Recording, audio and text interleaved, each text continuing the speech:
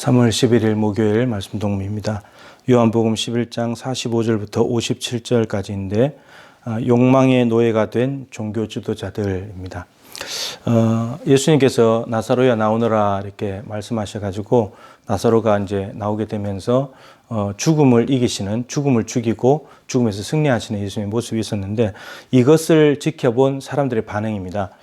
유대인들 중에는 많은 사람들이 예수님을 믿었습니다. 근데 어떤 사람들은 또 바리새인에게 가가지고 예수님께서 하신 일들을 다 알렸습니다. 나사로가 살아났습니다. 사헬지대에서 부패가 심하고 냄새가 났는데 예수님이 나사로야 나오너라 그러니까 나사로가 살아서 나왔습니다. 이렇게 이제 이야기를 했습니다. 그랬을 때 산헤드린 공회원들이 모임을 갖게 됩니다. 47절에 보면 대제사장과 바리새인들이 공회를 모은다. 이 공회는 산헤드린 공회인데 그 당시에 유대인들의 자치 구역이 있었습니다. 로마 황제가 이제 거기를 분봉왕을 보내지 않고 로마 유대인들이 자치 구역을 만들고 거기서 자치적으로 운영할 수 있도록. 근데 그 자치권이 누구에게 있었냐면은 자치권을 행사하는 기관이 산헤드린 공회원들이었습니다. 그러니까 유대인의 최고 관청이죠. 자치단체로서는 최고 관청입니다. 근데 이 공회를 모아가지고 사람들이 무엇을 하느냐면 이제 또 논의도 하면서 궁극적으로는 이제 53절에 이날부터는 그들이 예수를 죽이려고 모의하니라. 그러니까 예수님께서 죽은 나사로를 살리셨는데 이 일을 본 산헤드린 공회원들은 예수를 어떻게 죽일까 이거를 논의를 했다는 겁니다. 참 이상한 결론이 나버렸잖아요. 근데 많은 사람들이 믿었는데 근데 이 사람들은 믿지 않고 이런 반응이 났다는 거죠. 그 이유를 보니까 이렇게 말했습니다. 이 사람이 많은 표적을 행하니 우리가 어떻게 하겠느냐. 많은 표적을 행하니까 어떻게 하겠느냐. 이제 이렇게 고민이 된 겁니다. 어떻게 하긴 어떻게 해야 되겠어요? 믿어야죠.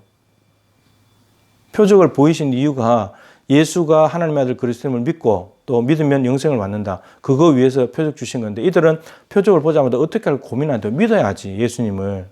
근데 이들은 지금 이 불신을 깔고 있는 거죠. 예, 불신. 예수는 죄인이라는 걸 깔고 있기 때문에 여러분 이런 표적 정말 아무리 많은 나사로가 살아서 나와도 절대 예수 안 믿습니다. 절대 예수 안 믿어요. 자, 이 사람들이 주 관심이 뭐냐면 산헤드린 공회원이고 유대인의 최고 관청이고 하나님을 믿는다면 이런 상황을 두고 하나님의 뜻이 뭘까? 하나님이 지금 뭘 보여주려고 하실까? 성경을 뒤져보고 이게 무슨 일일까를 생각해야 되는데 여기에 관심이 없습니다. 이들은 오직 예수님이 죄인 그리고 5장부터 38년 된 병자 고치면서 안식일에 고치면서 안식일에 관한 문제로 예수는 죄인 그리고 계수에서 박해하고 돌들을 칠려가고 예수님은 피하시고 이런 일들이 반복이 됐잖아요.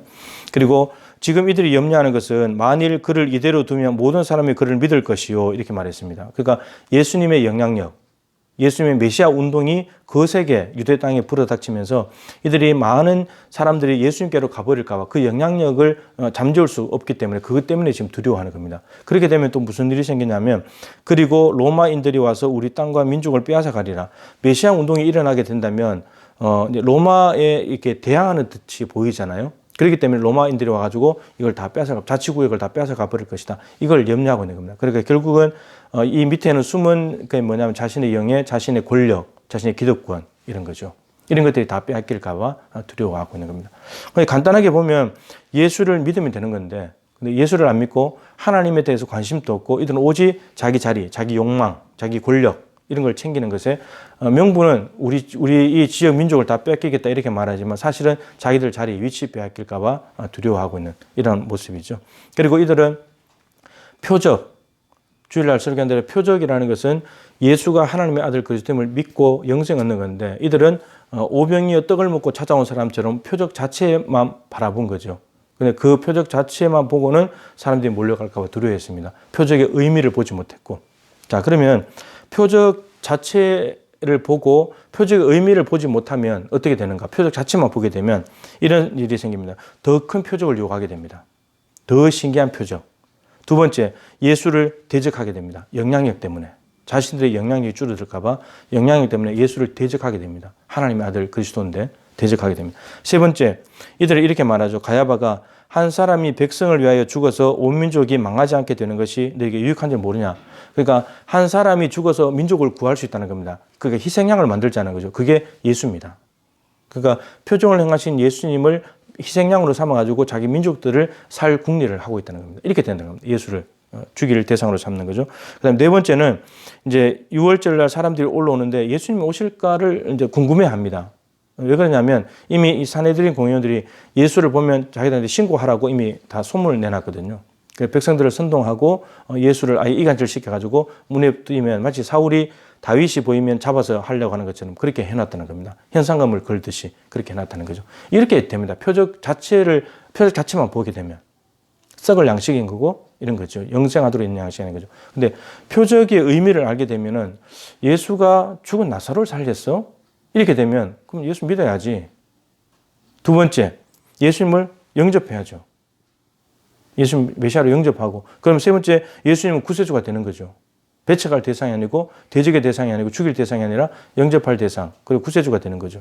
그리고 예수님은 오히려 백성들에게 예수가 나타났다고 고발할 것이 아니라 오히려 예수를 전파하는 사람이 되는 거죠. 이게 표적의 의미를 제대로 본 사람이에요. 이게 예수님의 목적이었던 거고.